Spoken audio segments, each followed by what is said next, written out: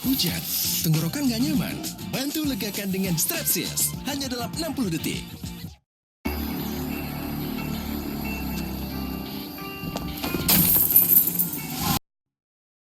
Halaman di sini ya.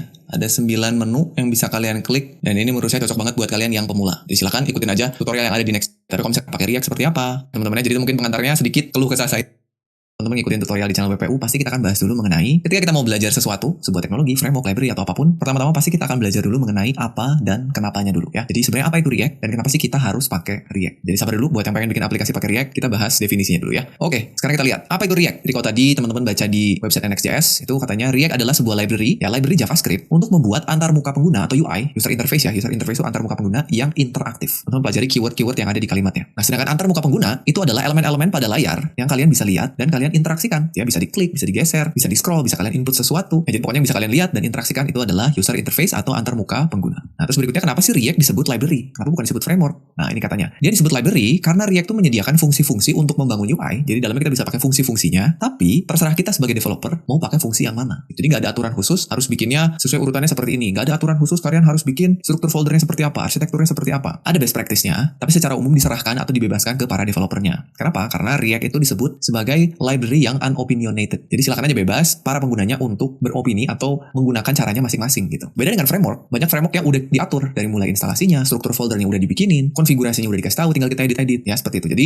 React relatif unopinionated. Terserah kita sebagai developer untuk pakainya mau kayak gimana. Nah, itu menyebabkan si ekosistem dari React ini jadi besar dan berkembang karena banyak cara, banyak ragam, banyak varian, banyak gayanya masing-masing gitu untuk ngoding menggunakan React. Sehingga tools pihak ketiganya itu banyak banget. Ya, ini bisa jadi keuntungan, bisa jadi kerugian ya kalau untuk yang baru mulai belajar atau pemula, biasanya sesuatu yang unopinionated itu malah bikin bingung gitu ya. Buat yang udah expert, buat yang udah tahu, bisa bongkar pasang, bisa ubah sana ubah sini. Yang unopinionated itu bisa membebaskan dirinya. Jadi buat pemula kadang-kadang justru yang opinionated yang udah dikasih tahu caranya yang lebih mudah. Ya, tapi itu ada dua perbedaan aja ya. Nah, sekarang kita lihat sejarahnya sedikit ya. Jadi React ini dibuat pada tahun 2013 awalnya oleh seorang yang namanya Jordan Walk. Dia adalah seorang engineer di Facebook. Kayaknya sampai saat ini juga masih ya. React saat ini udah ada di versi 18.2.0. Ya, jadi saat video ini dibuat itu 18.2.0. Mungkin aja teman-teman yang nonton nanti di masa yang akan datang ini udah lebih baru. Jadi selalu pastikan sesuaikan. Siapa tahu nanti versinya berbeda, dokumentasinya beda, cara pakainya juga beda. Nah, pertama kali dibuat itu karena Facebook tuh makin besar ya. Jadi saat itu tuh lagi nge-develop Facebook Ads. Mulai ada fitur chatting yang di bawah kanan tuh ya. Terus karena baru mengakuisisi Instagram, Facebook tuh lagi melakukan integrasi supaya antara Instagram sama Facebook itu bisa informasinya seamless gitu. Melakukan update di Facebook, Instagram ikut berubah, melakukan update di Instagram, yang ada di Facebook juga bisa ikut berubah gitu misalnya ya. Terus juga lagi bikin atau ngembangin mobile app-nya untuk Facebook. Sehingga UI dari masing-masing aplikasi tadi itu kan harus lebih mudah dikelola. Kalau kita misalnya melakukan sesuatu di mobile, ya pasti kan pengennya yang di desktop berubah gitu. Nah, untuk melakukan itu, nah, makanya dikembangkanlah si React ini. Walaupun sebelumnya namanya bukan React, dia menggunakan nama yang lain atau bahkan library atau framework yang lain ya. Dan ini teman-teman sebetulnya bisa lihat di halaman dokumentasi React di bagian community, terus ada React video. Jadi teman-teman masuk ke dokumentasinya React, di atas ada community, nanti masuk di bagian video di sini ya. Ini ada video penjelasan mengenai React dari mulai yang paling baru, ini React Conference, sampai yang paling bawah nih. Yang tadi saya jelaskan itu ada di paling bawah nih, video pertama tentang React. Ini saran saya teman-teman nonton ya, videonya ini keren banget ya. Jadi ini si Jordan Walk-nya ini ada Tom Okino yang ngejelasin mengenai awal mula kenapa sih ada React gitu ya. Ini sakti banget nih. Oke, berikutnya, kenapa disebut React? Disebut React itu karena pengen itu menjadi sebuah library yang reaktif gitu ya. Yang artinya apa? Dia memiliki kemampuan untuk bereaksi atau merespons secara dinamis ketika ada interaksi atau perubahan data. Jadi, ketika kita melakukan sesuatu, pengennya aplikasinya itu cepat bereaksi gitu. Kan disebutnya React, gitu, bereaksi. Nah, saat ini, tim pembuat React yang bikin React-nya, core timnya itu terdiri dari engineer-engineer yang ada di Meta atau di Facebook ya. Terus engineer-engineer yang ada di Vercel, ya, dan kebetulan tadi Next.js yang teman-teman lihat, itu kan yang buat perusahaannya Vercel juga ya. Jadi, saya juga yakin kalau dokumentasi React yang dibuat oleh Vercel, itu pasti benar gitu. Karena engineer-nya React kebanyakan orang Vercel juga gitu ya. Dan selain dari dua perusahaan ini, banyak juga kontributor dari seluruh dunia. Baik itu yang ngembangin core React-nya maupun kontributor untuk yang lain itu. Salah satunya tadi dokumentasi ya. Nah, dan sampai saat ini yang mantep nih ya, yang keren, React ini sudah diunduh atau di-download sebanyak 19,3 juta kali. Kalau kalian lihat statistiknya di NPM. Dan kalau kalian buka repositorinya di GitHub, itu yang ngasih star udah 200.000 lebih gitu star. Jadi sangat populer sekali ya. Itu ya, jadi teman-teman sedikit mengenai React, apa itu React, terus sejarahnya React, terus awal mula React seperti apa. Mudah-mudahan jadi kebayang lah ya. Berikutnya, kita masuk ke bagian kedua. Kita akan mencoba untuk transisi dari JavaScript ke React. Kita lihat dulu, kalau misalkan teman-teman udah tahu JavaScript, mau masuk ke React itu sebenarnya apa sih yang ditawarkan oleh React gitu. Ngapain pakai React kalau JavaScript aja bisa melakukan hal yang bisa dilakukan oleh React, kalian ya. Jadi supaya nanti ke depannya kita bisa paham React-nya kalau kita udah paham JavaScript. Aku cuma mau ngedate sama cowok yang wanginya parfum branded sih. Dia berarti bakal ngedate sama gue sih. Enggak. Oke, kita lihat. Kita mulai dengan mengingat-ingat kembali gimana caranya halaman web kita atau browser kita ngerender UI hasil codingan HTML kita. Atau istilahnya bagaimana browser itu menginterpretasi coding kita untuk menghasilin UI. Nggak usah ngomongin yang interaktif dulu sebetulnya, menghasilkan UI aja dulu ya.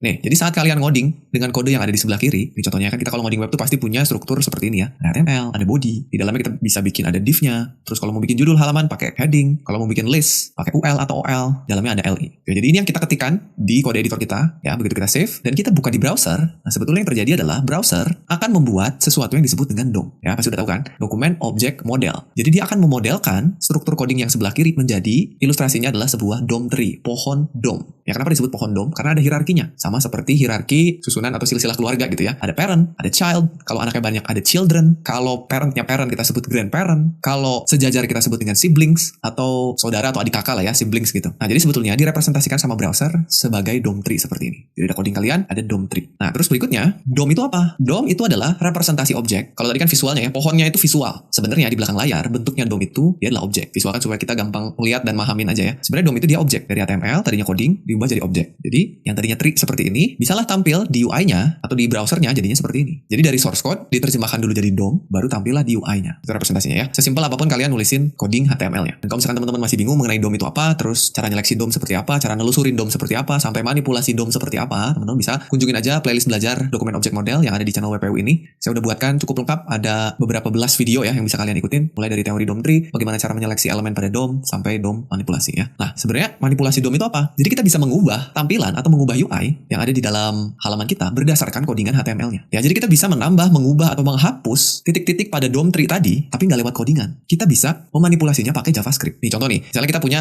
struktur HTML sederhana lah seperti ini ya. Kita punya HTML, head, title, body, dan sebuah div yang nama ID-nya app misalnya. Ini nggak aneh lah ya. Div nama ID-nya app, isinya kosong. Udah ini kita codingnya begini aja, index HTML terus kita save. Nah sekarang, gimana caranya kalau kita mau menyisipkan tag H1 di dalam div ini, yang di dalam tag H1-nya ada tulisan belajar React bareng WPU. Tambahin emoji roket lah gitu ya. Supaya masuk ke dalam div ini, tapi nggak ngubah struktur HTML-nya. Kita ngubahnya pakai JavaScript, pakai teknik DOM manipulation. Ya, teman-teman harus bisa dong. Jadi saya minta ini latihan ya. Silakan di pause dulu videonya, ketik ini di HTML kalian, bikin aja file namanya index.html. Terus nanti di bawahnya bikin aja script JavaScript, terus silakan manipulasi agar kalian bisa nyisipin H1 di dalam div-nya. Oke, silakan. Gimana? Sudah? Nah, kalau sudah kita lihat hasilnya. Nih, jadi kalau teman-teman mau nambahin sesimpel hanya tag H1 aja yang ada tulisan belajar React bareng WPU. Ini yang harus kalian lakukan. Pertama bikin tag script dulu di bawah sebelum penutup body ya. Kalian bikin dulu script, tipenya teks, JavaScript. Terus yang pertama kali kalian lakukan adalah kalian seleksi dulu elemen app-nya. Yang ini. Kalian seleksi dulu pakai JavaScript ya, pakai DOM selection. Kalian bisa pakai dokumen.getElementById. Jadi JavaScript tolong carikan saya elemen yang ID-nya app, atau kalian bisa pakai query selector ya, dokumen.query selector terus kasih hashtag atau tanda pagar app gitu untuk menyeleksi elemen div. Setelah itu kita create elemen H1. Jadi kita bikin dulu di memori, kita bikin namanya header atau headings ya, ini harusnya namanya headings. Kita bikin dokumen.create elemen H1. Disiapin tuh di memori H1 kosong. Terus berikutnya kita bikin teks untuk elemen H1 tadi. Kita bikin elemen yang ada di dalam H1-nya, yaitu tulisan belajar React bareng WPU. Udah tuh, jadi ada dua node, ada dua elemen. Ada teks, ada H1. Berikutnya adalah teksnya kita masukin ke dalam H1. Caranya kita append header content ke dalam header. Jadilah kita rangkai itu H1 yang ada tulisan belajar React bareng WPU. Nah, udah jadi itu masih di memori nih. Sekarang elemen H1 yang ada teksnya kita masukkan lagi ke elemen app yang udah kita siapin. Paham kan? Kita taruh lagi app append child header. Masuklah tuh H1 ke dalam div yang kosong tadi. Sekarang kalau kita lihat di browser, muncul tuh belajar React bareng WPU. Simple banget. Ini bisa dilakukan pakai DOM selection dan DOM manipulation. Ya, mudah-mudahan kalian nyobain tadi ya. Nah, sekarang kita lihat bedanya antara source code yang pertama kali kita buat dengan hasil yang udah ditampilkan. Ya, ini perbedaan kode awal dan setelah dilakukan manipulasi DOM.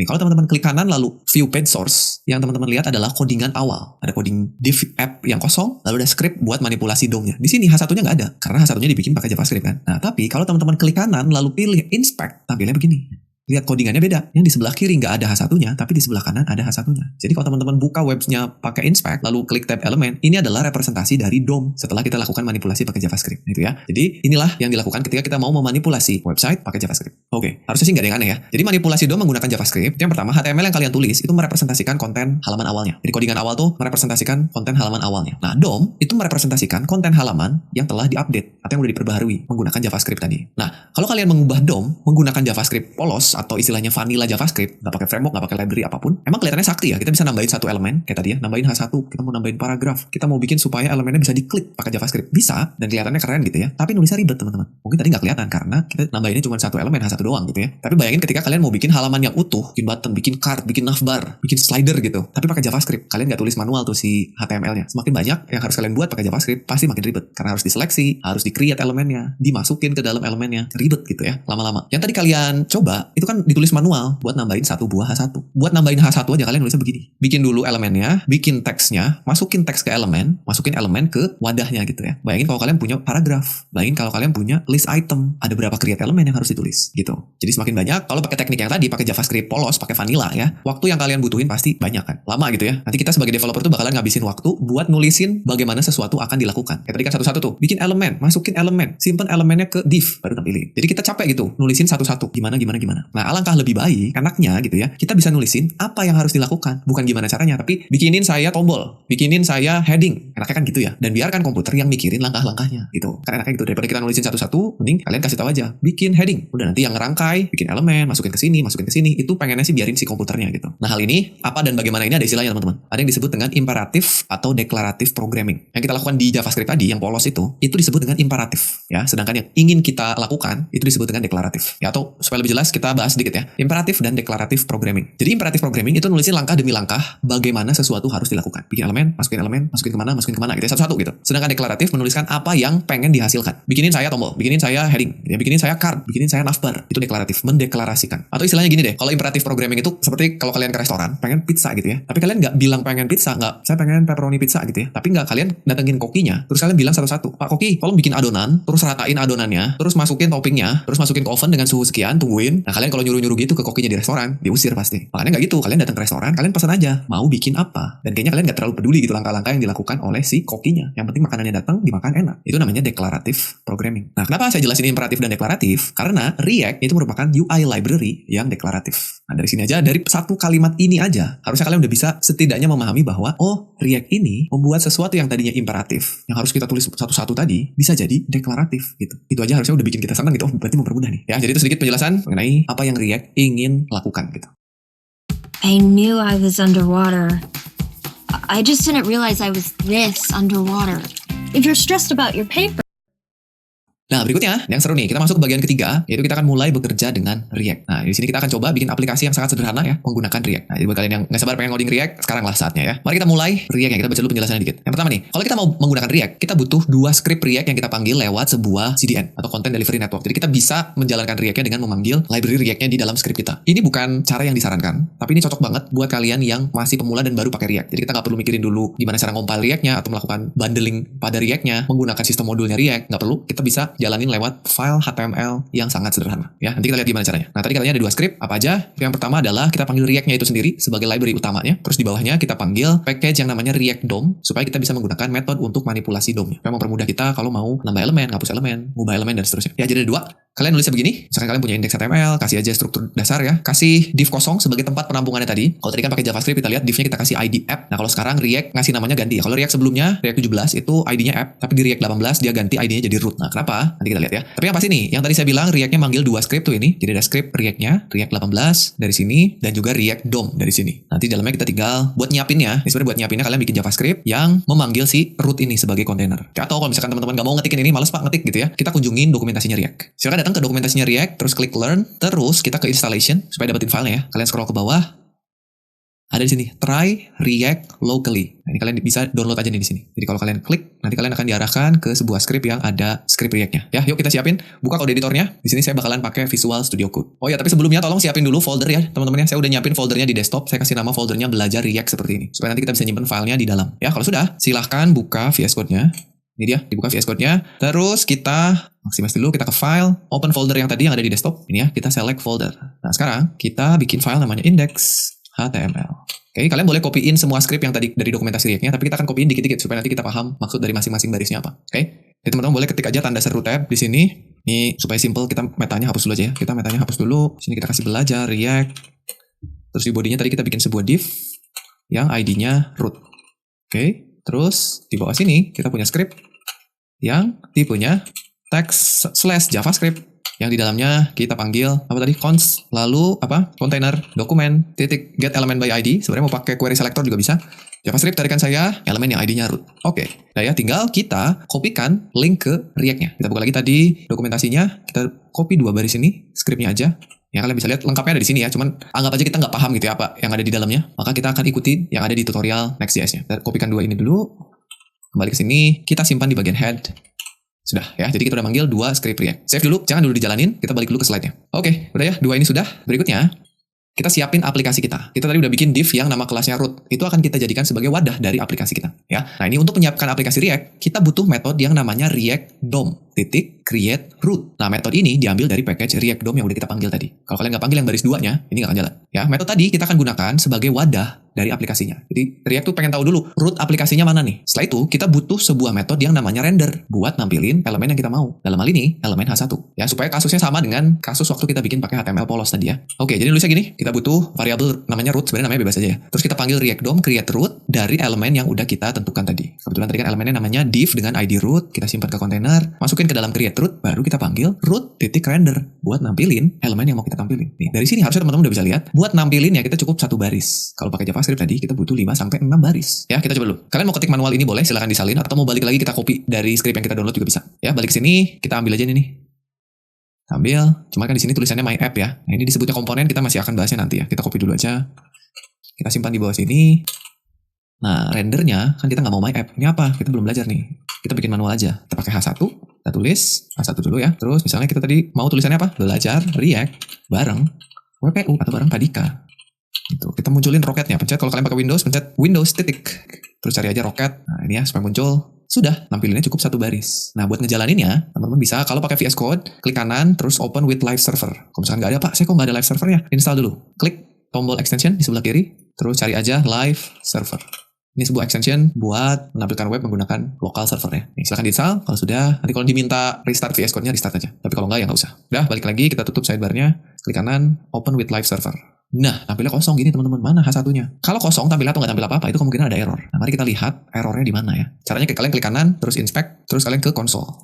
Nah, nih ada error nih. Katanya unexpected token. Kenapa nih? Ternyata React tidak mengenali tag H1 di dalam rendernya. Loh, kenapa? Mari kita kembali dulu ke slide. Ya, harusnya teman-teman juga sama. Harusnya error. Ya, errornya kayak gini tuh. Unexpected token. Ternyata memang ini adalah error yang diharapkan gitu. Justru kalau nggak error, H1-nya tampil. Nah, itu justru ada yang aneh. Kenapa error? Nih, karena ternyata React-nya nggak mengenali H1. Ya, di dalam metode render, H1 ini bukan JavaScript. Terus apa itu? Itu adalah sebuah sintaks HTML atau ekstensi dari HTML yang namanya JSX. Dan secara default, browser itu nggak mengenali JSX. Yang dikenali sama browser itu kan HTML, CSS, JavaScript ya. Supaya si browser ini bisa mengenali JSX, kita butuh sebuah compiler yang bisa nerjemahin JSX jadi sintaks JavaScript biasa supaya kebaca. Nah, gimana cara install compilernya? Kita akan menggunakan sebuah compiler yang namanya Bubble yang akan kita gunakan sebagai penerjemahnya. Ya, jadi kalian bisa nambahin Bubble. Bubble itu websitenya resminya ada di sini. Sama ya, kita pakai CDN lagi lewat unpackage ya. Tapi jangan lupa nanti kalian ubah tipe dari JavaScript menjadi text/JSX. Kan tadinya text/JavaScript ya. Untuk menginformasikan pada si bubble-nya bahwa kita bakalan ngubah JSX menjadi JavaScript. Nih, kalian tambahin ini di atas script-nya, terus jangan lupa nanti ganti nih. Tadi kan ini kita tulisnya JavaScript ya. Oke, ini kan bisa copy lagi dari script yang di-download tadi. Nih, kembali ke sini,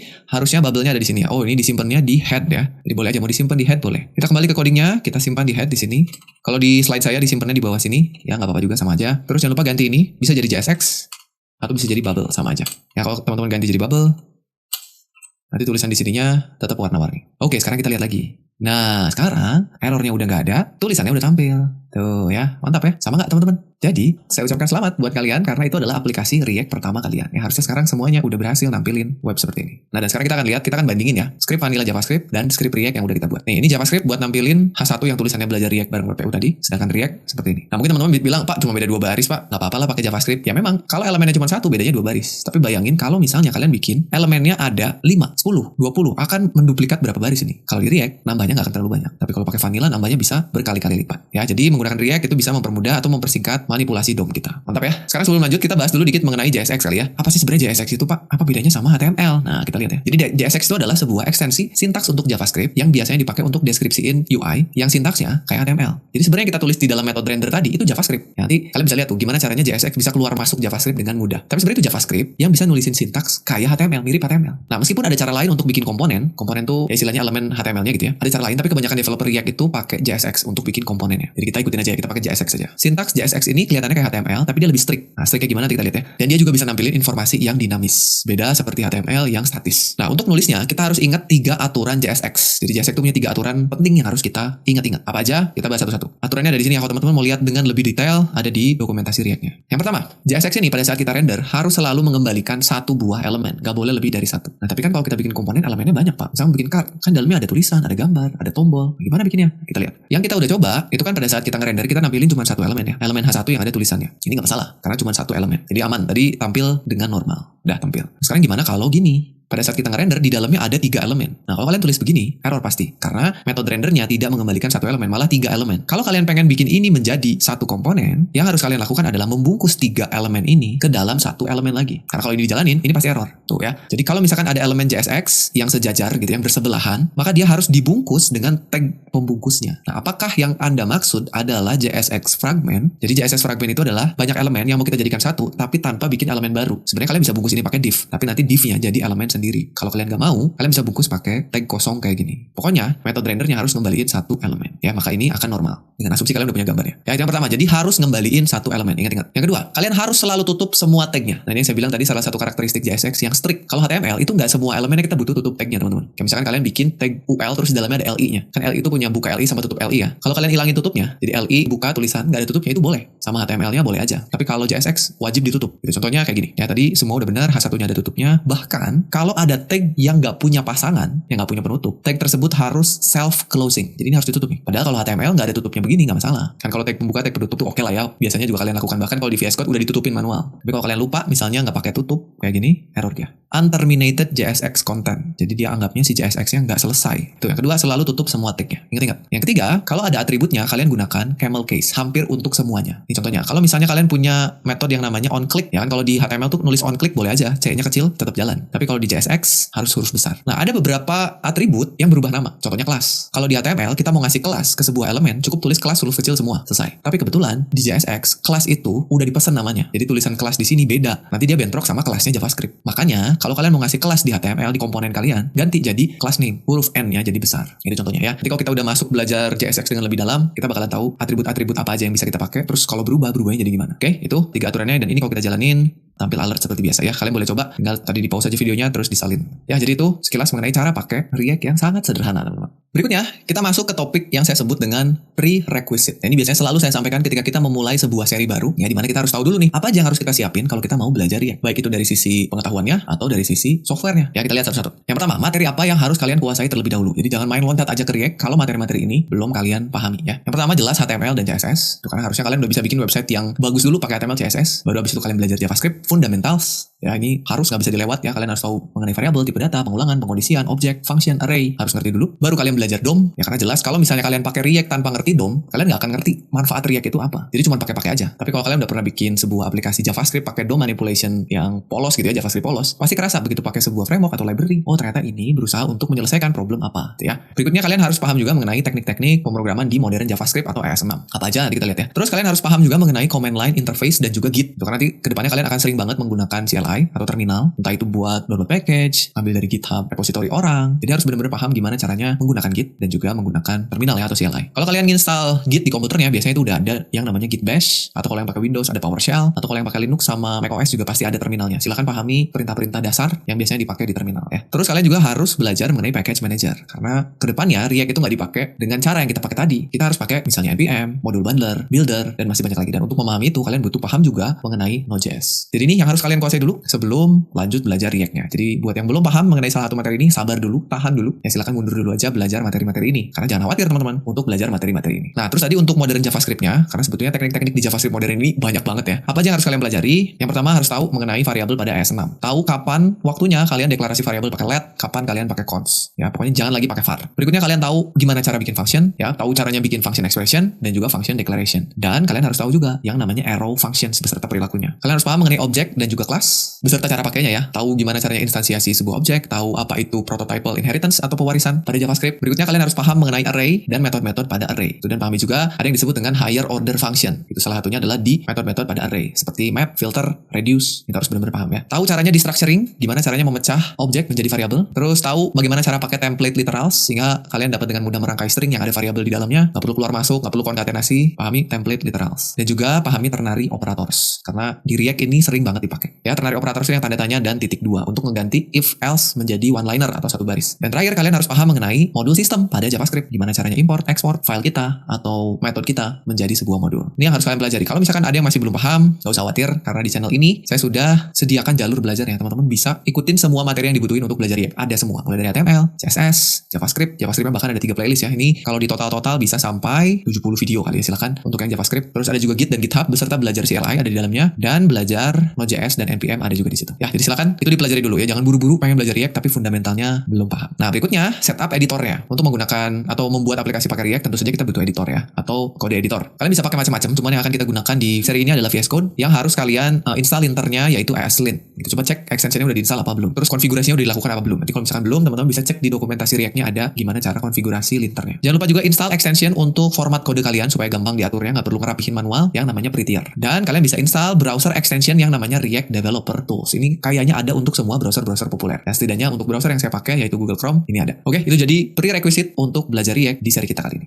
Oke, dan kalau teman-teman sekarang udah siap untuk belajar lebih jauh mengenai React ini, di bagian kelima kali ini kita akan masuk ke bagian paling penting, yaitu kita akan membahas mengenai konsep-konsep utama yang ada pada React ya. Jadi apa aja sih konsep yang menjadi inti yang harus kita pelajari di dalam React ini. Jadi kalau teman-teman lihat ada 3 core konsep dalam React. Yang pertama jelas adalah komponen, yang kedua ada yang disebut dengan props, dan yang ketiga ada yang disebut dengan state. Ya, jadi 3 hal ini harus teman-teman kuasai dulu atau minimal tahu dulu ya sebelum kita masuk ke konsep-konsep React lain atau fitur-fitur React lain yang lebih kompleks lagi. Kita bahas dulu mengenai komponen ya. Gimana cara kita membuat UI di dalam React menggunakan komponen. Ya, jadi intinya pada saat kita membuat UI, ya sebuah UI itu kita bisa pecah menjadi bagian-bagian yang lebih kecil yang kita sebut dengan komponen. Mulai dari contohnya yang tadi kita buat adalah komponen header ya atau heading gitu. Sebuah komponen itu bisa sangat sederhana, hanya terdiri dari satu elemen saja atau bahkan sangat kompleks. Bahkan satu halaman web pun itu kita bisa anggap sebagai sebuah komponen. Walaupun jadinya komponennya gede banget gitu ya. Jadi komponen-komponen UI yang bisa kita lihat dan kita interaksikan bisa kita anggap sebagai komponen. Nah, dengan komponen itu kita bisa bikin potongan kode yang independen atau mandiri yang kedepannya bisa kita gunakan kembali. Itu jadi komponen yang reusable istilahnya. Ya, jadi contohnya kalian bisa anggap sebagai blok-blok pada Lego lah yang bisa kalian susun gitu. Dimana nantinya kita bisa susun potongan-potongan kecil tadi agar menjadi sebuah blok atau sebuah bentuk yang lebih besar. Yang kalau misalkan kita mau bongkar pasang, itu bisa kita lakukan dengan lebih mudah. Jadi kalau pengen ngubah elemen pada UI-nya, kita tinggal ubah komponennya aja. Nah, ini contoh komponen yang bisa kalian lihat. Misalnya kita mau bikin sebuah media komponen. Nah, itu di dalamnya juga bisa terdiri dari beberapa komponen lagi. Ada komponen image, ada komponen deskripsi, ada komponen button. Jadi yang kecil-kecil ini juga komponen. Ketika kita rangkai menjadi sesuatu yang lebih besar, contohnya media ini atau card lah ya, itu juga bisa kita jadikan sebagai komponen. Nah, nanti card ini kita simpan ke dalam sebuah section tertentu di dalam website kita. Section itu bisa kita anggap juga jadi sebuah komponen. Nah, untuk bikin komponen di React itu gimana caranya? Pertama, teman-teman harus pahami dulu bahwa komponen pada React itu pada dasarnya adalah sebuah function yang kita bikin pakai JavaScript. Jadi nanti setiap teman-teman mau bikin komponen harus bikin function dulu. Nah, terus nama functionnya itu kalian harus tulis diawali dengan huruf besar. Ya, kalau function itu biasanya huruf kecil ya, huruf kecil terus camel case. Tapi kalau khusus untuk komponen, teman-teman bikinnya pakai huruf besar. Nah, nanti functionnya mengembalikan nilai elemen UI-nya. Dan elemen UI itu teman-teman tulis pakai JSX. Ya, jadi strukturnya HTML tapi di dalamnya bisa pakai JavaScript. Nah, nanti pada saat mau ngerendernya, teman-teman panggil seolah-olah dia adalah tag HTML. Itu sama kayak tadi kita manggil H1 gitu. Tapi sekarang kita manggil komponennya dengan ada tag pembuka dan tag penutupnya. Ya, contohnya kayak gini. Jadi kalau tadi tulisannya kita langsung tulis di metode render, sekarang kita tarik untuk jadi sebuah komponen terpisah. Caranya teman-teman bikin sebuah function, misalnya kita kasih nama header, depannya huruf besar, terus dalamnya kalian nge-return JSX-nya. Jadi yang tadinya ada di render pindah ke function header. Terus pada saat di render, kita tinggal panggil komponennya, tapi pakai lebih kecil dari dan self-closing tag-nya. Gini, ya, mari kita coba ya.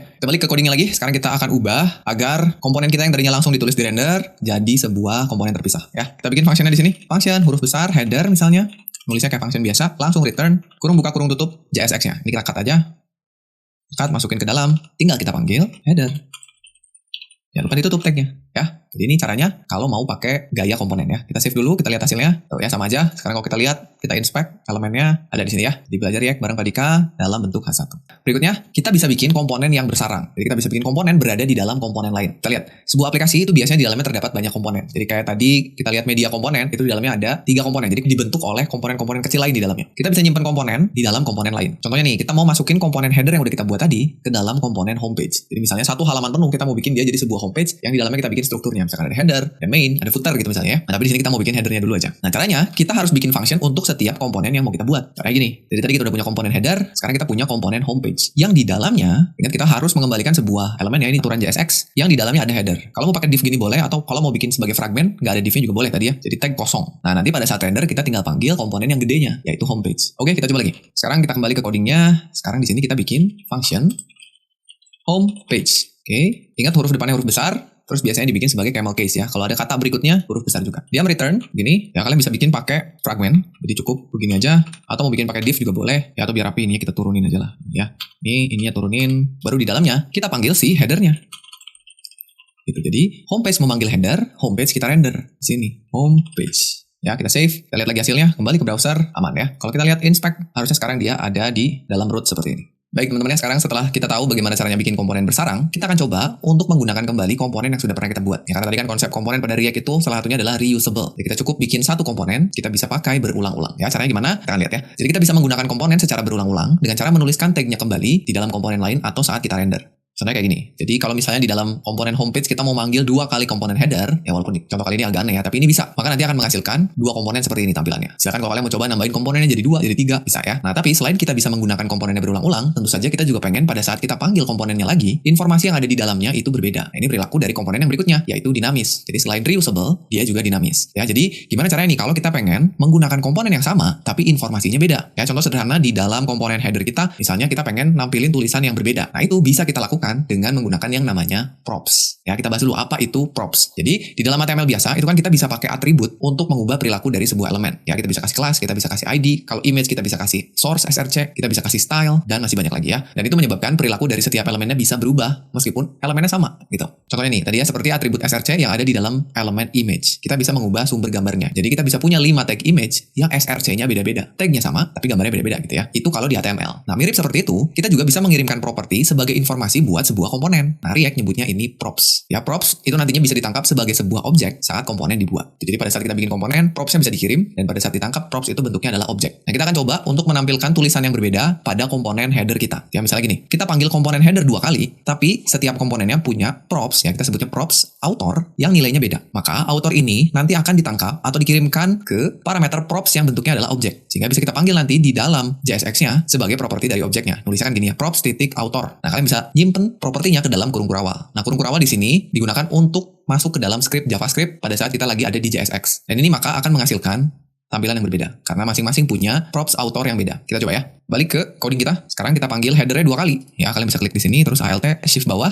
Nah, tapi kita kasih props yang beda. Kita kasih nama aja author, ya nama propsnya bebas ya. Misalnya penulis gitu, atau kita kasih name aja ya. Name gitu ya, sama aja. Yang pertama name-nya adalah WPU. Begini. Yang kedua name-nya adalah Padika. Fanta rasa aku baru nih. Bikin ngemil makin gokil.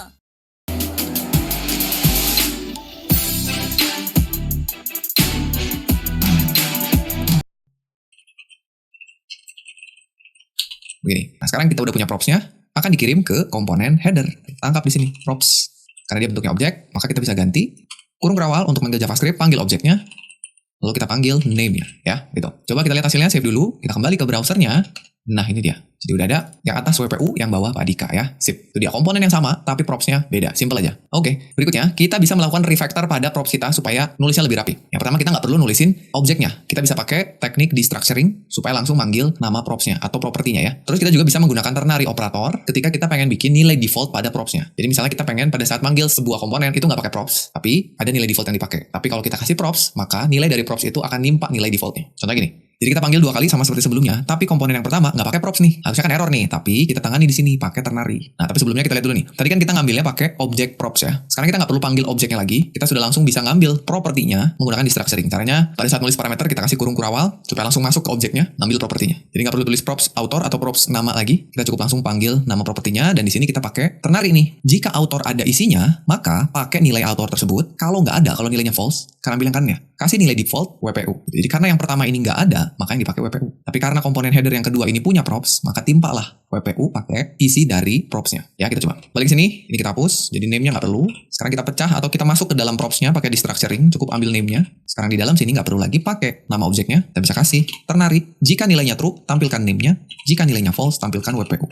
Oke, kita akan lihat hasilnya sama ya. WPU dan Padika. Oke. Lanjut lagi teman-teman. Sekarang, kalau misalnya teman-teman pengen nampilin data yang banyak menggunakan pengulangan. Misalnya, teman-teman pengen nampilin data menggunakan list item, pakai UL atau OL ya. Ya, jadi kan sangat umum atau biasanya juga kita sering banget pengen nampilin banyak data pakai pengulangan. Misalnya datanya dalam bentuk array, dalam bentuk objek, atau dapat dari API misalnya, ngambil dari database. Pengen nampilin datanya, tapi pakai pengulangan. Nah, salah satu caranya, kita bisa pakai salah satu metode pada array. Ya kan banyak tuh ya, bisa pakai for each, bisa pakai filter, bisa pakai map. Itu metode yang ada pada array. Nah, itu ditujukan untuk memanipulasi data dan menampilkan elemen UI yang identik secara style. Kayak misalkan kita nampilin 10 LI, kan sama semua tuh. Tapi informasinya beda. Tiap LI punya data yang beda di dalamnya. Ya, contoh kali ini kita akan coba pakai array map ya untuk melakukan pengulangannya. Misalnya kita kasih sebuah contoh klasik. Kita punya sebuah variabel yang namanya students yang berupa array. Di dalamnya ada 3 buah data mahasiswa. Yang pertama ada Sandika, yang kedua ada Dodi, yang ketiga ada Eric. Nah, kalau kita mau nampilin datanya ke dalam LI, teman-teman bisa gunakan map kayak gini ya. Panggil array-nya, terus kita map, ambil elemen di dalamnya, pakai arrow function, tampilin tiap-tiap data atau elemen pada array-nya. Oke, simpel aja, kita coba ya. Balik ke codingnya, kita bikin dulu di sini ya. Kita kasih const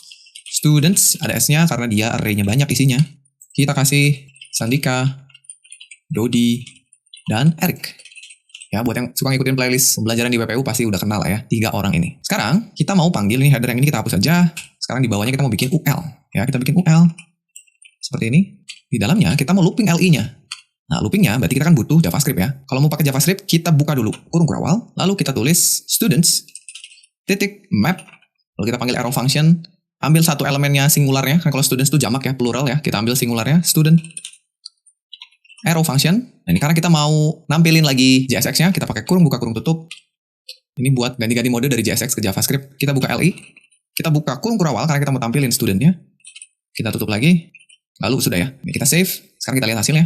Nah, itu dia, tampil ya. Sandika, Dodi, Eric. Kelihatannya udah oke, tapi kalau misalkan teman-teman lihat di inspect, ini harusnya ada error nih. Kita lihat di bagian console. Nah, ternyata ada error nih. Katanya, each child in a list should have a unique key prop. Nah, jadi katanya kalau teman-teman bikin list atau melakukan looping pada elemen yang sama, tiap-tiap elemen tadi harus punya property key yang memiliki nilai yang unik. Nah, kita tadi nggak ngasih properti apa-apa. Ya, ini kalau kita jalanin, aman, tapi ada error tuh ya. Nah, ini kenapa error? Karena dia butuh unique key. Apa itu unique key? Nih, tadi warningnya menjelaskan bahwa ada prop key yang hilang. Katanya kita butuh properti yang namanya key. Kenapa ada warning? Karena React tuh butuh sesuatu untuk menandai elemen dengan nilai yang unik. Ketika elemen tersebut kita generate menggunakan looping. React nganggapnya semua elemennya sama. Harusnya, tiap elemen tadi, meskipun LI-nya sama, harus punya penanda. Supaya nanti ketika ke depannya ada perubahan, React tahu yang mana yang berubah. Karena yang React lihat elemennya, bukan isinya. Nah, di kasus kita bisa menggunakan nama student sebagai nilai dari property key-nya. Kenapa? Karena kebetulan nama studentnya nggak ada yang sama. Sandika, Dodi, Eric, beda-beda semua. Tapi kan, kalau kita pakai nama student, ada kemungkinan ketemu 2 mahasiswa yang namanya sama. Berarti nggak bisa kita pakai harusnya ya. Nah, ke depannya,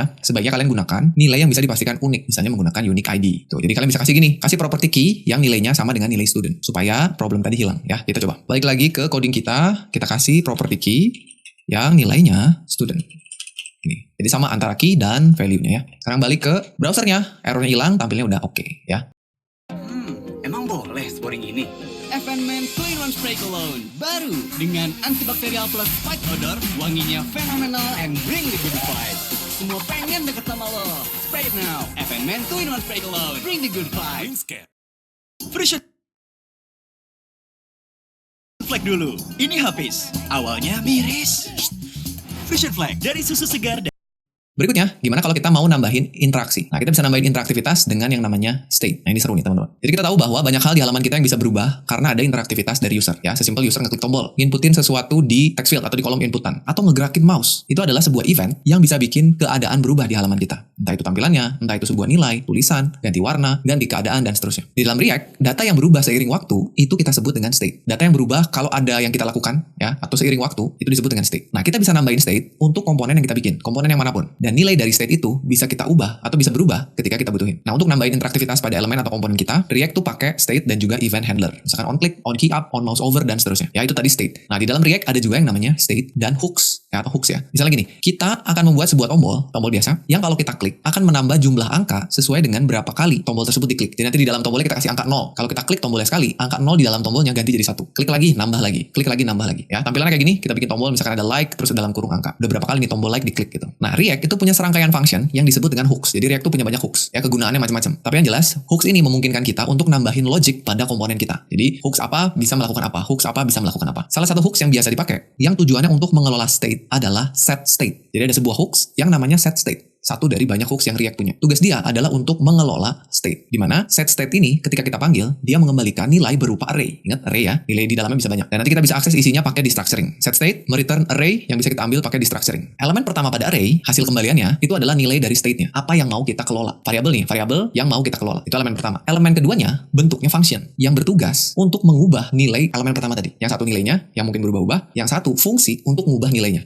Ya, ada dua. Selalu berpasangan. Nilai yang berubah dan cara mengubahnya. Ada dua. Nama functionnya boleh apa aja. Sebenarnya nama state-nya juga boleh apa aja ya. Tapi biasanya, nama functionnya ini diawali dengan kata state, lalu diikuti dengan nama state-nya atau nama nilainya. Jadi pasangan. Misalnya tadi like. Kita bisa bikin nama state-nya like. Berarti nama functionnya set like. Atau kalau misalnya state-nya score. Berarti nama function buat ngubahnya set score. Ya, selalu berpasangan. Ini contohnya, kita bisa punya variable likes dan fungsi set likes. Kita tulis pakai destructuring. Jadi kita panggil hooks-nya react use state. Ini mengembalikan array. Langsung kita tangkap pakai destructuring. Kurung siku. Ambil variabelnya, ambil functionnya. Yang pertama, nanti kita bikin dulu itu. Terus, kita juga bisa ngasih nilai awal pada variabelnya. Misalnya kita pengen nilai awal dari variabel like ini 0. Nah, maka kalian langsung kasih aja argumen pada hook use state-nya. Kayak gini. Nah, ini akan menentukan bahwa nilai awal dari variabel likes itu 0.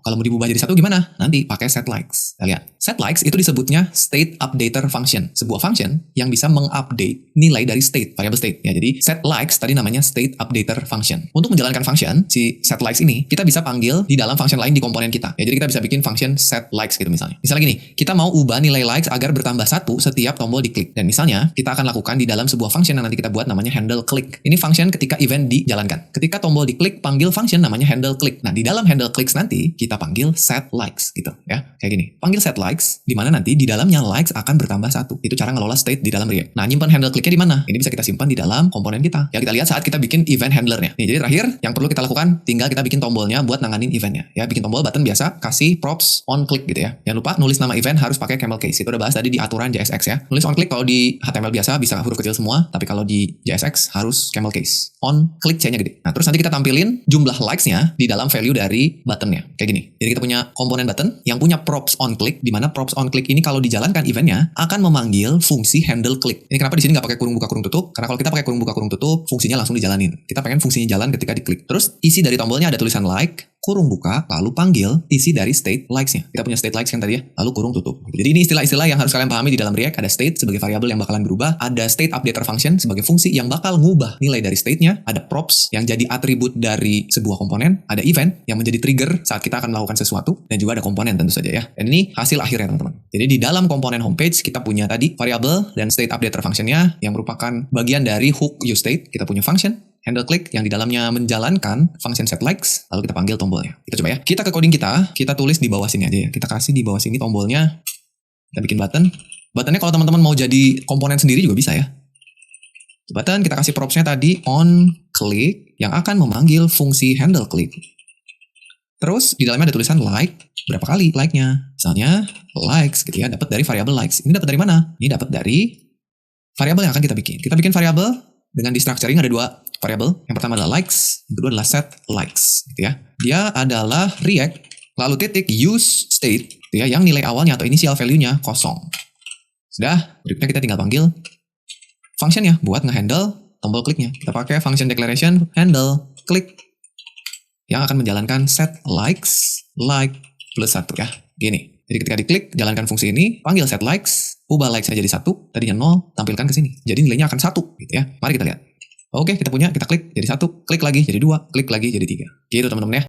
Kalau mau wangi mewah, jelas harus parfum mahal. Parfum gua nih yang 40 ribuan itu wanginya nggak. Jadi itu dia cara pakai state, props, dan hook yang sangat sederhana. Mudah-mudahan kalian paham nih. Nah, dan berikutnya setelah kita belajar dasar-dasar dari React, selanjutnya kita bakalan belajar apa nih? Ya di dalam React, kalau kalian mau lanjut lagi belajarnya setelah ini, yang harus kalian pelajari adalah hal-hal berikut ini teman-teman. Jadi kalian harus tahu dulu sebenarnya bagaimana React itu bekerja. Ya kok bisa sih React melakukan hal-hal tadi? Sebenarnya nggak usah terlalu dalam, apalagi untuk kalian yang pemula, tapi minimal tahu kenapa kok bisa terjadi seperti itu. Ya teman-teman harus tahu yang disebut dengan render dan commit. Teman-teman harus ngerti apa itu virtual DOM dan bagaimana React membuat dan bekerja dengan virtual DOM-nya. Terus juga gimana cara mengelola state dengan lebih kompleks. Bahkan ada istilah yang namanya konteks. Ini teman-teman juga harus paham apa itu konteks, gimana cara pakainya. Terus juga harus paham juga mengenai life cycle ya. Itu penting untuk dipelajari. Terus juga bagaimana menggunakan hooks. Tadi kita coba dikit aja ya hooksnya. Masih banyak hooks lain yang sangat bermanfaat yang harus kalian ketahui dan coba. Dan masih banyak lagi topik-topik lain karena cukup kompleks ya React itu sebenarnya. Jadi kalau misalkan teman-teman pengen belajar React yang lebih lanjut, silahkan tulis saja di kolom komentar supaya nanti kita bisa lanjutkan lagi materinya agar kita bisa menyelam lebih dalam ke library React ini. Ya, dan sebelum saya akhiri, rasanya kurang lengkap kalau kita nggak latihan dulu ya. Meskipun kita cuma belajarnya dasar-dasarnya aja, kita akan coba terapin konsep yang udah kalian pelajarin tadi untuk bikin sebuah aplikasi sederhana. Nih yang pertama nih, saya pengen teman-teman bikin sebuah simple counter ya, atau alat menghitung sederhana. Tadi kalian udah bisa bikin tombolnya pada saat diklik nambah nilai. Sekarang saya pengen kalian bikin tombolnya ada 3 dan ada satu elemen di tengah-tengah yang nunjukin angka. Kalau saya klik tombol tambah di sebelah kanan, maka angka di tengah akan nambah terus. Kalau saya klik tombol minus di sebelah kiri, maka angkanya akan ngurang terus satu-satu. Dan kalau saya pencet tombol reset atau reset di tengah sini, maka akan mengembalikan nilai yang tadinya berapapun setelah ditambah atau dikurang, balik lagi jadi 0. Ya, silakan teman-teman boleh cobain ya. Ini pokoknya buatlah agar aplikasinya bisa kayak gini. Bisa nambah, bisa kurang, ya kurang terus sampai berapapun, nambah terus sampai berapapun, terus reset. Dan kalau mau lebih challenging lagi, coba buat hanya menggunakan 2 buah komponen. Satu komponen button, kan kita punya 3 button nih, bikin jadi sebuah komponen yang punya props yang beda. Jadi jangan bikin 3 komponen button yang beda. Bikin 1 komponen button, sama bikin 1 komponen teks. Gitu. Jadi kalau pakai kasus kita, kalian punya homepage, di dalamnya ada 2 komponen yang propsnya beda-beda. Silakan dicoba.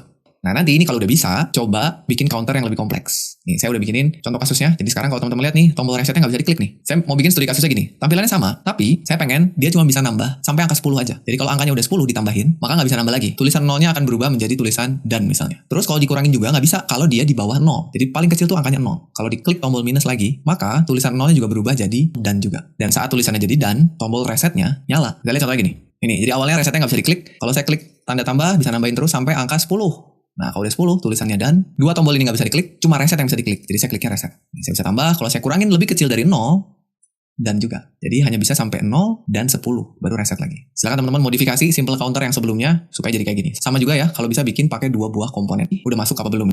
Hasil supaya teman-teman aja untuk pembelajaran React kita mudah-mudahan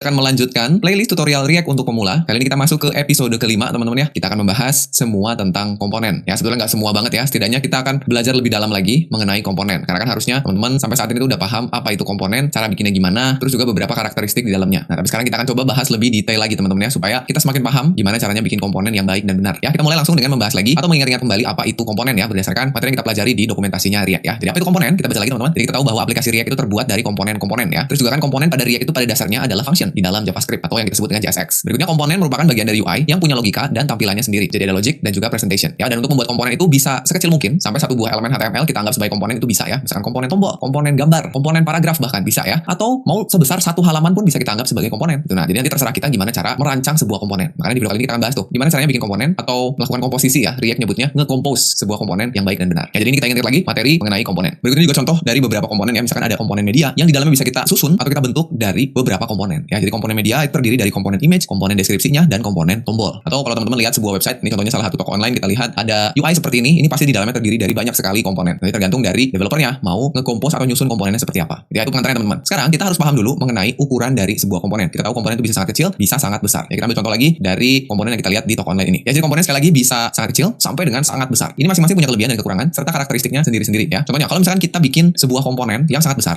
ya misalkan kita ambil contohnya ini menjadi sebuah komponen, jadi satu komponen. Jadi komponen gede banget nih. I have to finish this paper. I'm swamped. No one told me college would be so...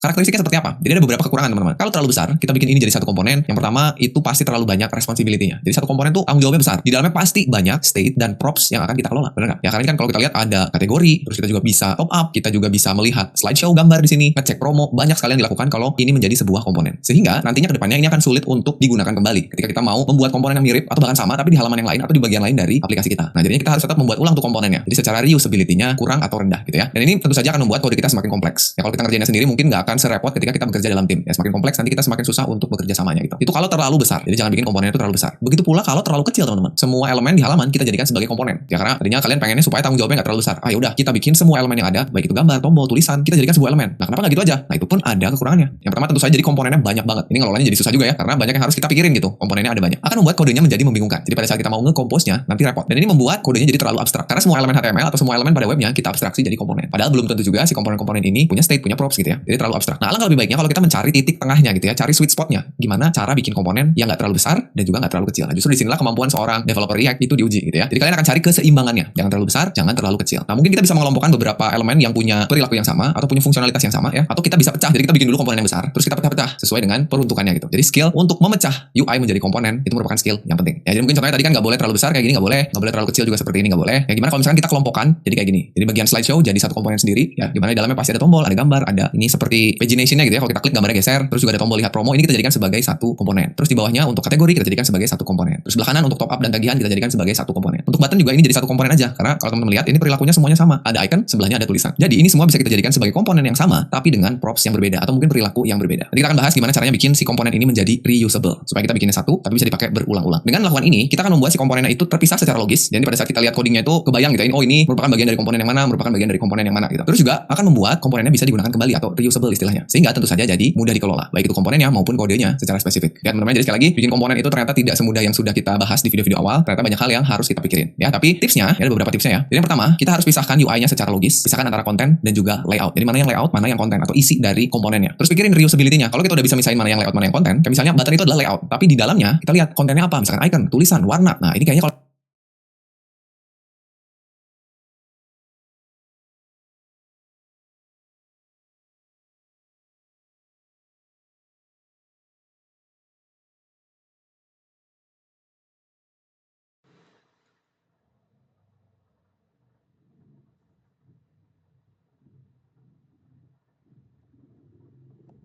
kalau misalkan kita mau bikin button yang sama tapi warnanya beda, terus iconnya beda, nah ini kita bisa bikin jadi reusable. Komponennya satu, tinggal kita kasih props atau perilaku yang berbeda. Ya, terus perhatikan juga kompleksitasnya, jangan sampai tujuan kita reusability yang malah jadi kompleks kodenya. Dan yang terakhir, perhatikan juga gaya dan kebiasaan coding kita atau gaya dan kebiasaan tim kita. Jadi kadang-kadang kalau kita baru masuk ke sebuah tim, cari tahu dulu tim ini punya gaya coding atau kebiasaan coding nggak? Ada panduan pembuatan komponennya nggak? Nah, kalau ada, kita ikutin aja. Jadi jangan sampai kita memaksakan gaya coding kita ke sebuah sistem yang sudah terbentuk gitu. Jadi kita harus tahu dulu. Mungkin ada tim yang senangnya bikin komponennya kecil-kecil, mungkin ada tim yang senangnya bikin komponen gede-gede. Kita harus tahu dulu gitu ya. Jadi pada akhirnya bisa juga setelah kita tahu semua teori-teorinya, semua konsep-konsepnya, balik lagi ke gaya dan kebiasaan codingnya. Tapi secara umum sih kita bisa mulai dari komponen yang besar. Kita coba bikin komponennya gede dulu, terus nanti kita lihat bisa kita pecah nggak. Nah, dan ini akan kita lakukan nanti di latihan pertama kita. Sebelum kita ke latihan, nah saya punya beberapa pertanyaan yang harus kalian ajukan ke diri kalian sendiri ketika nemu sebuah komponen ya. Jadi yang pertama kita tanya dulu, kira-kira ya, apakah di dalam komponen itu terdapat bagian konten atau layout yang bisa dipisahin nggak? Kalian cek dulu. Terus yang kedua, ini kira-kira mungkin untuk digunakan kembali nggak? Terus yang ketiga, apakah komponen ini melakukan terlalu banyak hal atau tidak? Atau udah cukup spesifik nih komponennya? Atau terlalu spesifik? Nah, itu ditanya juga. Terus cek lagi, apakah komponen ini bergantung pada banyak props? Dan yang terakhir cek nih, JSX-nya jadi terlalu kompleks atau tidak nih? Ya, kalau jawabannya iya, maka kemungkinan besar kita butuh untuk membuat komponen baru dari komponen yang besar ini. Gitu. Jadi kalau misalkan dari kelima pertanyaan ini hampir semua atau bahkan semuanya jawabannya iya, udah langsung kita bikin komponen baru nih kayaknya. Jadi biar lebih kebayang gimana kalau kita cobain coding untuk studi kasus kita ya. Oke, jadi yang pertama saya minta teman-teman kunjungi repo GitHub saya di github.com/andikagali/belajar React untuk pemula. Saya sudah siapkan kode untuk episode kelima. Silahkan diklik aja di sini. Nanti di dalamnya ada folder namanya starter app yang ada 2 buah file. Saya udah siapin app.jsx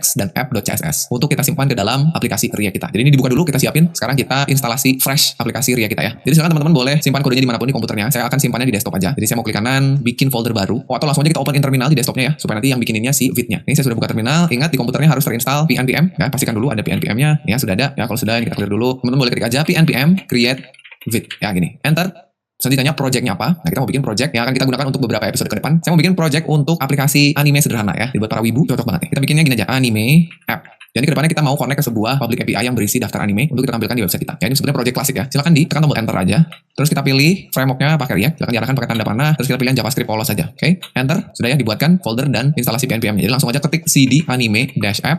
Lalu enter. Terus kita ketik pnpm install.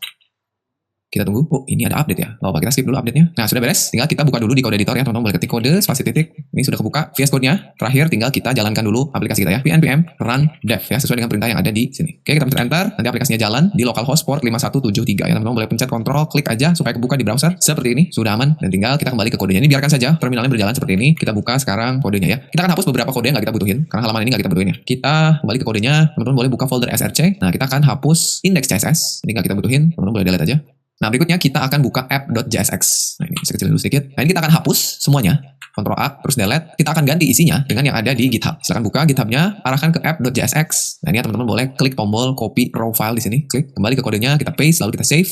Sudah, dan berikutnya adalah app.css ya. Buka app.css, kita hapus semuanya, Ctrl A, hapus. Kita kembali ke GitHub-nya, sekarang cari yang CSS-nya. Klik CSS, sama kayak tadi ya. Klik tombol copy raw file, simpan di sini, save. Lalu terakhir kita coba ke main.jsx, kita akan hapus baris yang ini ya. Import indeksnya nggak kita butuhin karena tadi kita udah hapus ya. Teman-teman boleh pencet Ctrl Shift K.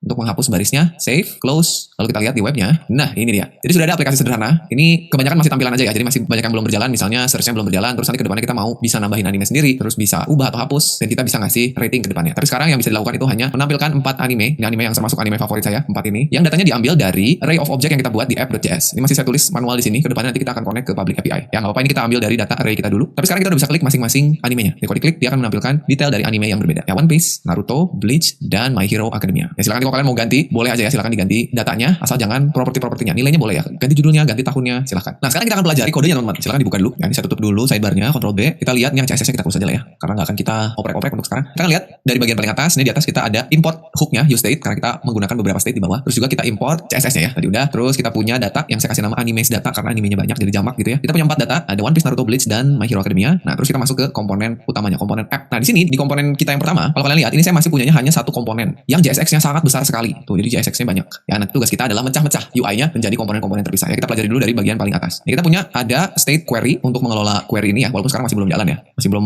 berpengaruh. Terus kita juga punya state untuk mengelola data animenya. Ini saya ambil dari array yang ada di atas. Ya, ini nanti akan kita ganti data defaultnya lewat API. Berikutnya kita punya state untuk selected anime untuk mengelola data yang tampil di sebelah kanan. Jadi mana yang kita pilih atau yang kita select akan mengubah detail dari kotak sebelah kanan. Itu state yang ini. Lalu ada state is open 1 dan is open 2. Ini untuk ngecek apakah kotak ini lagi dibuka apa enggak, karena di sini saya kasih tombol minimize.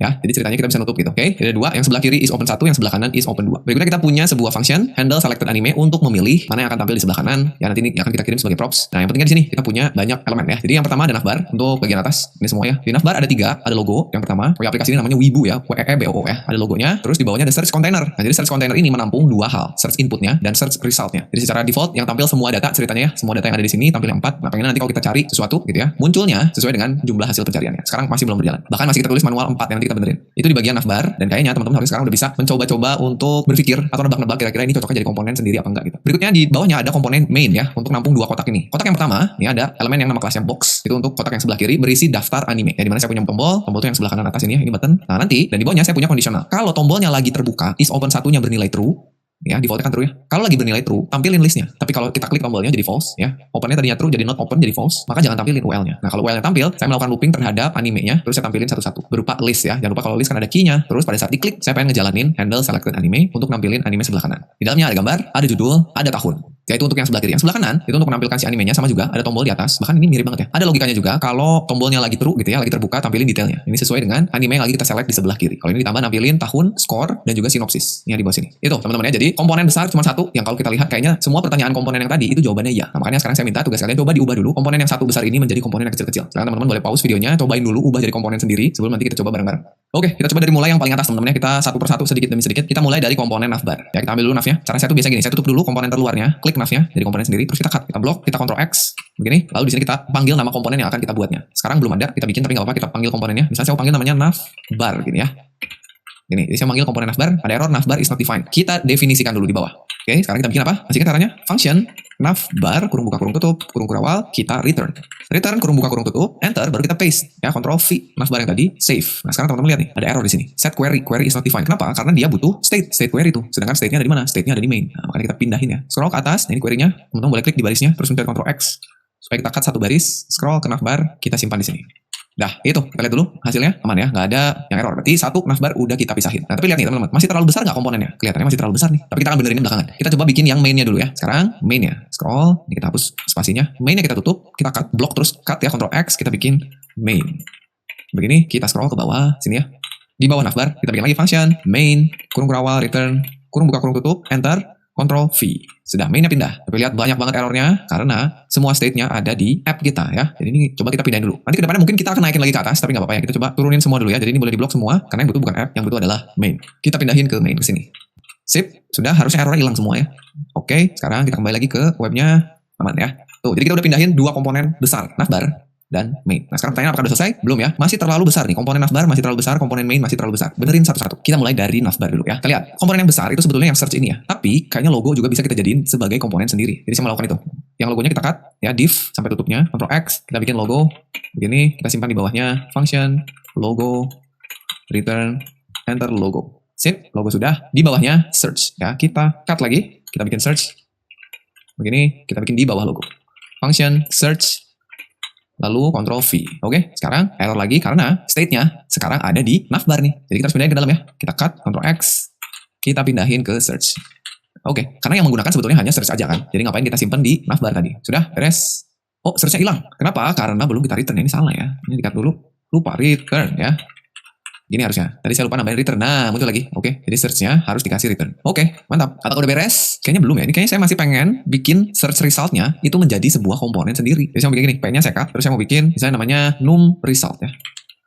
Karena dia angka kan. Komponennya namanya num result. Kita bikin di bawah sini function num result. Jangan lupa kita bikin return ya. Nah, begini. Sudah, sip. Jadi sekarang komponennya sudah sesuai kebutuhannya. Yang navbar kayaknya udah ya. Navbar turun jadi begini, turun lagi logonya, cukup. Ini nggak usah kita pecah lagi. Untuk yang search, sebenarnya input juga bisa nih ya. Jadinya search input gitu ya. Atau nggak usah lah ya, nggak apa-apa. Untuk kali ini nggak usah. Nanti kalau kita butuh, kita bikin jadi komponen lagi. Oke, sekarang kita turun ke main. Nah, ini yang seru nih. Untuk main, sebenarnya kalau teman-teman lihat, di dalam main itu kita punya 2 buah box. Nih, gimana kalau setiap boxnya kita jadiin satu komponen. Kita mulai dari komponen atau box yang pertama ya. Box yang pertama, ini sebuah box untuk nyimpen list dari anime. Jadi gimana kalau kita bikin namanya anime list ya. Nih, box yang pertama, tutup dulu. Kita cut, kita jadiin anime list. Gini. Kita bikin di bawahnya function anime list. Terus kita return, jangan lupa Ctrl V, sudah ya. Nah, terus sekarang error lagi tuh, ada state is open dan juga animes ya. Kita akan cut animes, ini kita cut, simpan di sini. Satu lagi is open, yang ini. Nah, ini ketika kita pindahkan ini ada permasalahan teman-teman. Kalau kita pindahkan ke sini, error yang ada di sini itu hilang ya. Yang ini hilang animesnya, tapi ini masih ada di handle selected anime. Berarti ini harus kita pindahin juga. Ini kita pindahin, simpan ke sini. Nah, lihat di sini mulai ada problem. Pada saat kita pindahin, ini udah hilang errornya, ini udah hilang errornya, ini udah hilang errornya. Tapi ini jadi error. Set selected anime error. Kenapa? Karena set selected anime ada di sini. Kenapa ini nggak dipindahin aja Pak? Baris ini state-nya. Nah, ini nggak bisa. Karena state ini dibutuhkan di sini. Di box yang berikutnya. Nih, nggak bisa. Jadi gimana dong cara ngakalinnya? Sebenarnya nanti akan lebih detail ketika kita bahas agak belakang ya. Cuman artinya gini, animenya kita nggak bisa simpan di sini. Ini ada teknik yang namanya lifting state up. Karena state itu hanya bisa digunakan ke komponen di dalamnya. Komponen sebelahnya nggak bisa pakai. Nih, kalian lihat kan komponennya sebelah-sebelahan kan?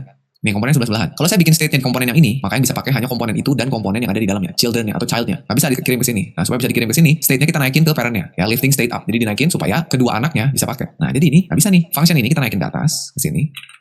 Begitu pula dengan state-nya. Yang ini kita naikin ke atas juga. Di sini. Kita balikin.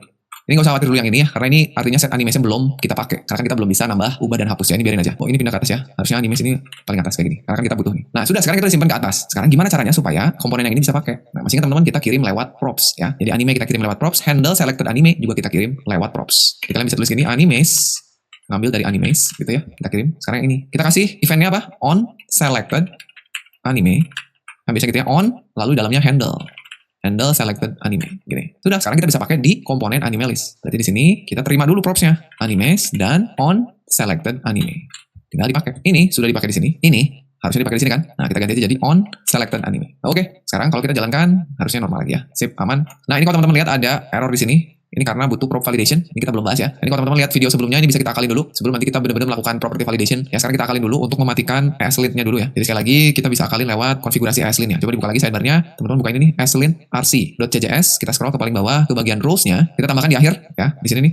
Hati-hati jangan salah nyimpennya. Kita tulisnya kutip react/prop types ya, kita isi dengan off ya. Kita save. Coba kita lihat ke sini harusnya udah hilang tuh. Ya, jadi untuk sementara validasi tipe dari propertinya kita matikan dulu ya. Nanti kita akan validasi dengan benar. Oke, kita close, Ctrl B lagi, udah beres. Itu untuk anime list. Jadi ini udah jadi komponen sendiri. Berikutnya untuk yang sebelah kanan. Sebelah kanan kita kasih nama apa nih? Kita cut.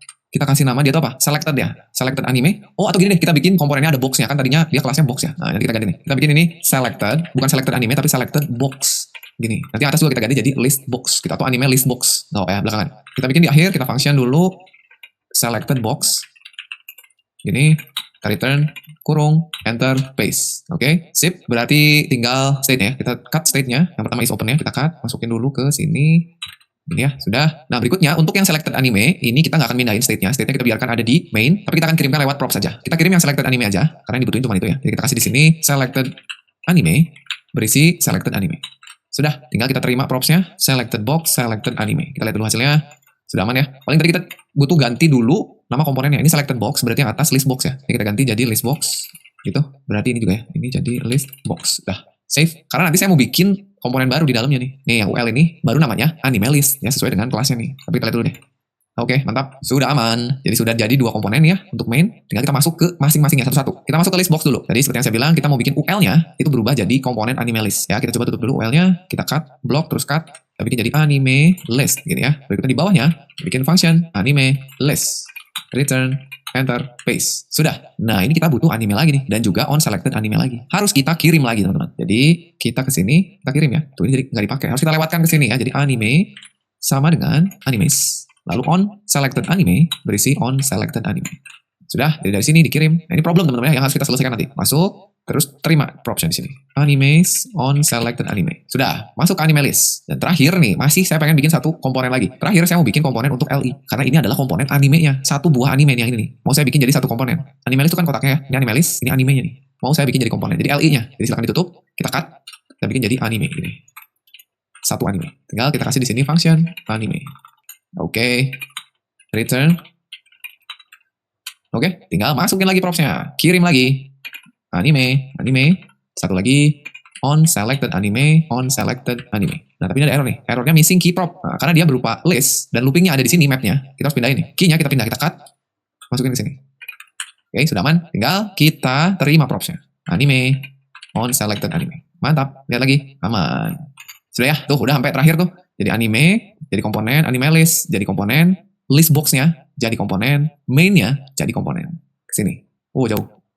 Ini dia. Itu teman-teman ya. Masih ada nggak? Kayaknya masih ya. Untuk yang selected box nih. Satu lagi nih. Selected box kita lihat. Nah ini sama juga. Kita mau bikin komponen untuk ini. Ini akan kita anggap sebagai anime detail ya. Ini ada dua komponennya sebenarnya. Ada header sama section. Gak apa-apa kita gabung aja ya. Jadi teman-teman boleh ambil komponen div-nya. Ini kita cut. Ini sebenarnya nggak perlu pakai kurung tadi ya.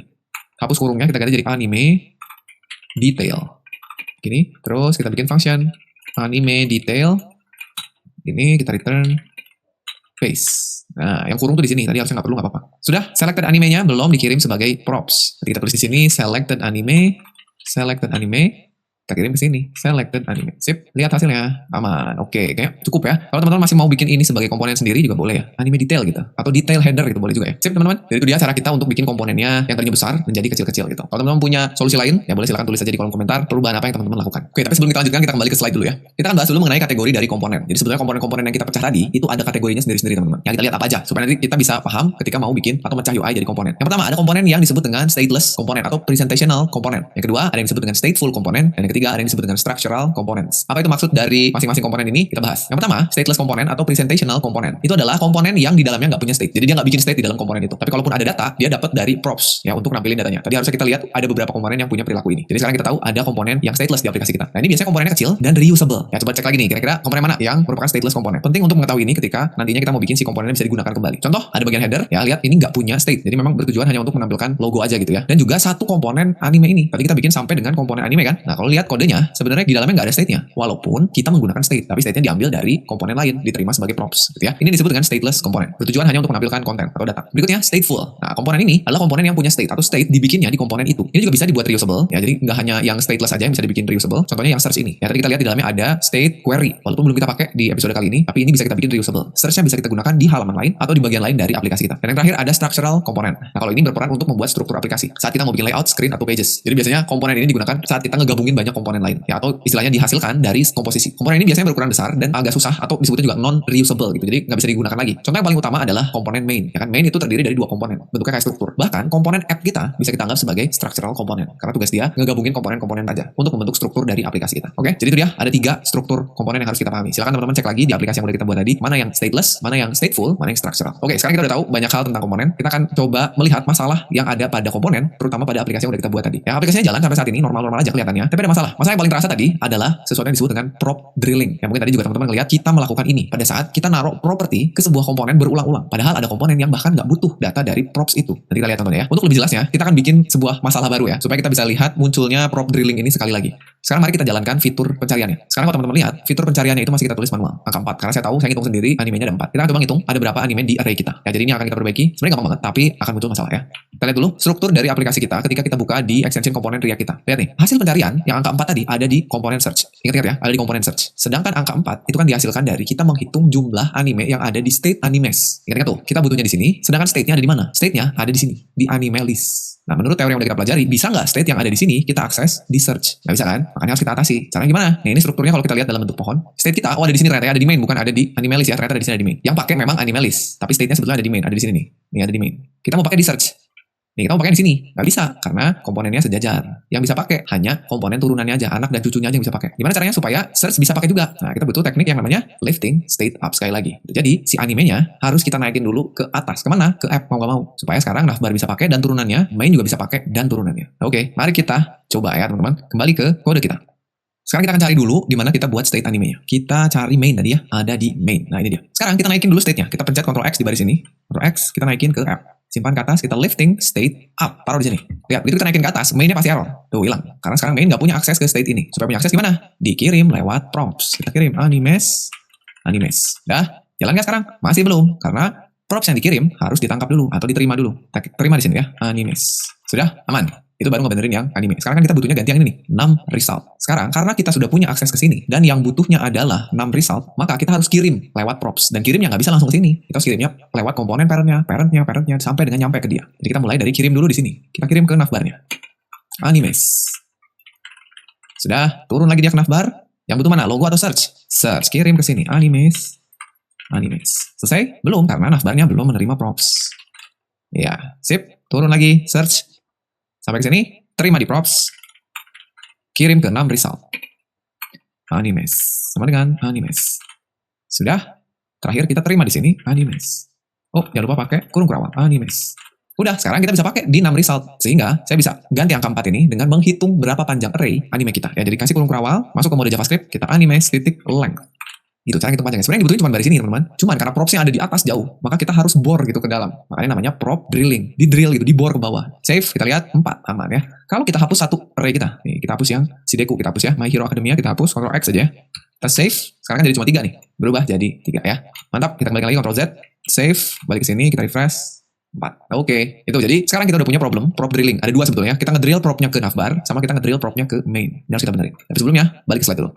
Oke, ya tadi kita udah lakukan yang namanya lifting state up, di mana kita menaikkan state-nya ke atas, supaya apa? Supaya semua sekarang bisa pakai ya. Tapi problemnya apa? Dari sini, kita harus ngirimin state-nya ke navbar, ngirimin ke search result. Atau istilahnya tadi apa? Di bore gitu ke bawah. Ini komponennya tingkatannya baru 3 teman-teman. Gimana kalau 10? Saking besarnya aplikasi kalian, mungkin 20 ke bawah. Ya capek juga kalian ngedrill komponennya atau ngedrill state-nya. Ini harus kita atasi.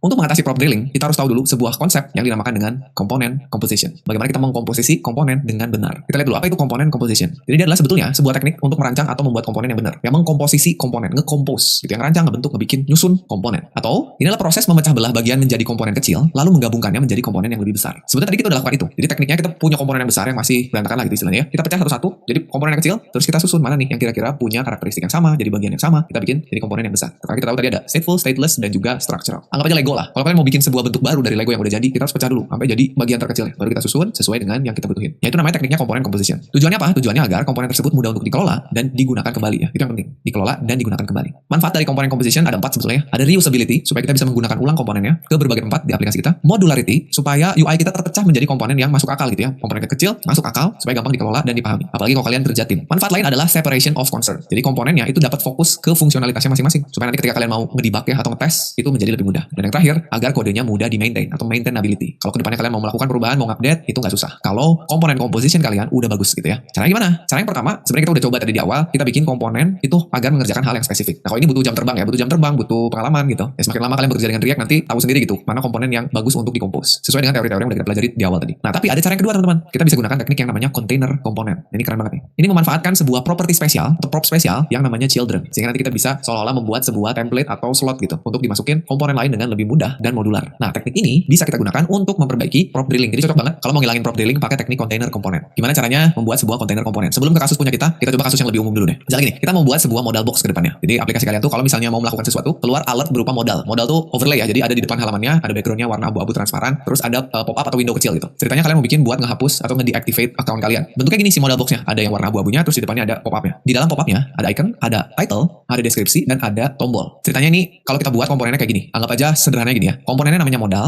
Di dalam modalnya itu ada div dengan kelas modal. Di dalamnya ada bodinya. Bodinya tuh nyimpen semuanya ceritanya. Saya anggap aja pakai paragraf kayak gini. Ceritanya ini modal untuk mendeactivate account. Ya, simple aja. Kompleksitasnya saya sembunyikan ke dalam paragraf. Berikutnya ceritanya kalian mau bikin modal yang berbeda. Tapi karakteristiknya mirip banget nih, lihat teman-teman. Ada warna abu-abunya sama overlay, terus ada pop-upnya, bentuknya juga sama. Ada ikonnya, tapi beda sekarang. Tadinya ikonnya alert ya, sekarang jadi ikonnya sukses, warna hijau. Title-nya beda, deskripsinya beda, buttonnya hanya ada satu, continue. Nah ini bikinnya gimana? Ya kalau bikin komponen sendiri sih bisa aja ya, tapi kan nggak modular. Cerita kita mau bikin jadi modular. Coba bayangin kira-kira gimana bikinnya teman-teman. Kalau misalnya saya bikinnya kayak gini, lihat untuk yang sebelah kiri kita bikin komponen modal, terus di dalamnya saya bikin isi dari modalnya itu ke dalam sebuah komponen terpisah. Ceritanya biar gampang digunakan lagi gitu ya. Jadinya saya punya lagi sebuah komponen namanya deactivate yang isinya semua ini ya. Ada gambar, tulisan, tombol. Kayak gini. Ini untuk tombol yang deactivate. Nah, kelihatannya udah modular ya. Sekarang gimana kalau kita mau bikin yang suksesnya? Kalau mau bikin yang suksesnya, kan kelihatannya cuma gini aja kan. Fungsi modalnya sama, yang diganti tinggal komponen sukses di dalamnya. Bener nggak?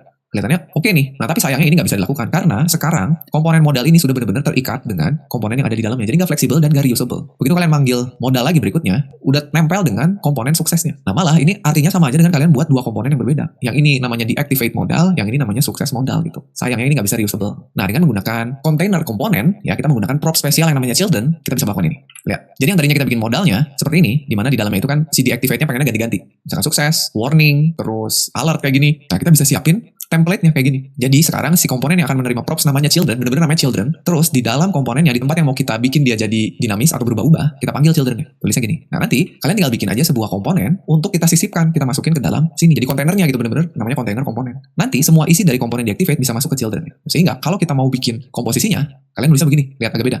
Sekarang komponen kalian punya tutupnya. Jadi komponen modal buka, komponen modal tutup. Di tengah-tengahnya kita sisipkan komponen deactivate. Nah, ini kerennya, komponen deactivate akan masuknya ke sini, ke slot yang udah kita siapin. Gitu, sehingga ini akan menjadi komponen deactivate. Nah, harusnya sekarang kalian udah bisa nebak kalau mau bikin sukses gimana? Bikin sukses sama aja. Modalnya tetap sama, nggak ada yang berubah sama sekali. Tinggal kita siapin aja komponen sukses, lalu kita sisipkan suksesnya ke dalam modalnya. Ya, ini keren banget nih. Sehingga berubahlah jadi komponen sukses. Jadi kalian mau nyiapin banyak komponen template-nya, bisa tinggal nanti mau dipanggil yang mana gitu. Oke, mari kita coba ke kasus kita. Kita benerin dua hal. Kita benerin yang 6 result dan navbar. Kan tadinya ada di sini ya.